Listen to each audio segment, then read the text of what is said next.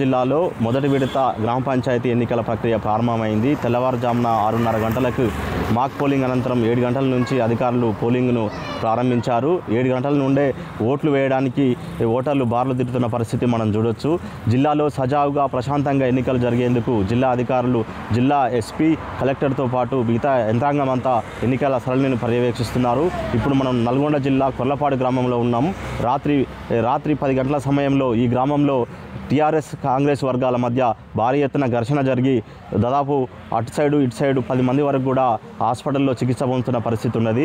ఇతర వ్యక్తులు ఈ గ్రామంలోకి చొరబడి రావడం మూలంగానే ఈ ఘర్షణ చోటు చేసుకుందని చెప్పేసి స్థానికులు చెప్తున్నారు.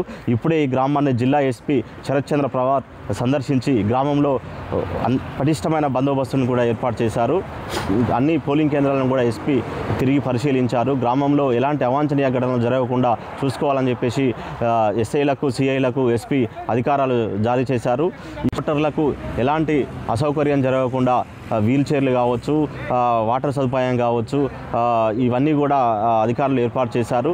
వృద్ధులకు, వికలాంగులకు ఎలాంటి ఇబ్బందులు జరగకుండా పోలింగ్ కేంద్రంలో వీల్ చైర్లతో పాటు వాటర్ సదుపాయం కల్పించారు. ఓటర్ స్లిప్తో పాటు ఆధార్ కార్డును కూడా చూపించాలని చెప్పేసి అధికారులు తెలియజేస్తున్నారు. ఇది నల్గొండ జిల్లాలో ఓవరాల్గా ఉన్నటువంటి పరిస్థితి.